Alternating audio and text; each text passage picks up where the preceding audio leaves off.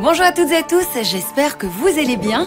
Si l'idée vous titille de passer une bonne soirée ciné en regardant un film sur Belgacom TV, dans ce cas, restez bien avec nous. Nous allons tout de suite effectuer un petit survol des 20 meilleurs films de la semaine. Et le long métrage que vous avez placé 20e dans ce classement, c'est David Mistral avec Jean Reno. Un nouveau drame romantique vient se loger à la 16e place de notre top. Il raconte l'histoire de Franck, un détenu qui vient de s'évader de prison et qui, dans sa cavale, oblige gentiment Adèle et son fils Henri à le cacher chez eux. 4 jours de fin d'été vont rapprocher deux êtres en dérive. Tiré du roman de l'américaine Joyce Maynard, publié en 2009, Last Days of Summer a été réalisé par le Canadien Jason Reitman. Il a choisi Kate Winslet et Josh Brolin pour incarner ses personnages principaux, leur qualité majeure étant la présence qu'ils dégagent à l'écran dans ce film sensuel comportant très peu de dialogue. Laissez-vous emporter par vos émotions avec ces quelques jours de fin d'été. Voici maintenant un thriller made in France. Le Dernier Diamant est le 4e long métrage d'Éric Barbier. Comme pour son dernier film, Le Serpent, sorti en 2007, c'est Yvan Attal qui endosse le premier rôle. Ces dernières années, l'acteur français a principalement interprété des rôles sombres et torturés, comme dans Rapt, 38 témoins ou encore dans La Tourmente. Il partage l'affiche de ce film avec Bérénice Bejo et figurez-vous que si leurs personnages semblent passer beaucoup de temps à l'écran, les deux acteurs ont tourné la majorité de leurs scènes séparément. Ça semble complètement fou et pourtant ça fait aussi partie de la magie du cinéma. Le Dernier Diamant est une entrée pleine de charme et classé 13e.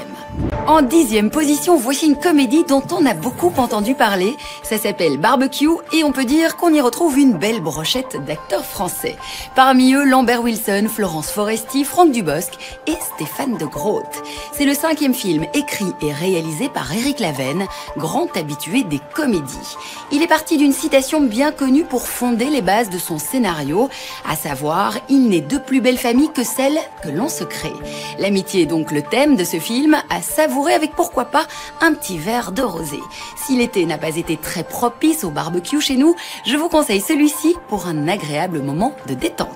Il gagne une place, notre Captain America. On le retrouve donc à la 6e place du classement et on en profite si on est fan de l'univers Marvel. Pour les autres qui auraient un petit peu de mal à suivre la succession de tous ces films de super-héros, sachez que Captain America, le soldat de l'hiver, se situe 2 ans après l'invasion extraterrestre de New York dans le film Avengers et par conséquent n'est pas, comme on pourrait le penser, une suite du premier volet Captain America First Avenger. Selon le producteur, il est même très différent et jouit d'une importance capitale dans la saga. Une image valant mieux qu'un long discours, voici un petit aperçu de cette nouvelle super production, super spectaculaire. Nos petites têtes blondes ont repris le chemin de l'école, mais elles pourront encore s'évader et rêver d'univers fantasques et surprenants avec pourquoi pas ce film d'animation haut en couleur. Rio 2 nous invite, comme son nom l'indique, au Brésil. Normal puisque son réalisateur est lui-même brésilien et qu'il a créé une grande partie de l'univers et du scénario de Rio, le premier film sorti il y a 3 ans. Voici donc la suite où nous retrouvons joyeusement Blue, Perla et leurs 3 enfants. Au rythme de magnifiques chansons, le voyage sera enchanteur à travers la très belle Amazonie. Rio 2 gagne 2 places, il devient 3e. On le sait, le combat le plus délicat pour Spider-Man est de concilier la vie quotidienne de Peter Parker et les lourdes responsabilités de Spider-Man. Ah là là, pas facile cette vie de super-héros, surtout lorsqu'il se rend compte qu'il doit faire face à un conflit d'une ampleur bien plus considérable. Se battant sur tous les fronts, Spider-Man se confronte à Electro, mais aussi au Rhino et au Bouffon Vert. Le réalisateur Mark Webb reconnaît avoir pris quelques libertés dans la réalisation de ce 2e opus par rapport à la série d'origine. Beaucoup applaudiront d'ailleurs l'efficacité de cette nouvelle franchise. The Amazing Spider-Man, le destin d'un héros est 2e comme la semaine passée. Divergente fait partie de notre classement depuis 3 semaines seulement et occupe déjà la sacro-sainte première place depuis 2 semaines. Incroyable pour ce nouveau phénomène venu tout droit des États-Unis et réalisé par Neil Burger, qui s'était illustré en 2006 avec L'Illusionniste, remarquablement porté par Edward Norton et Jessica Biel.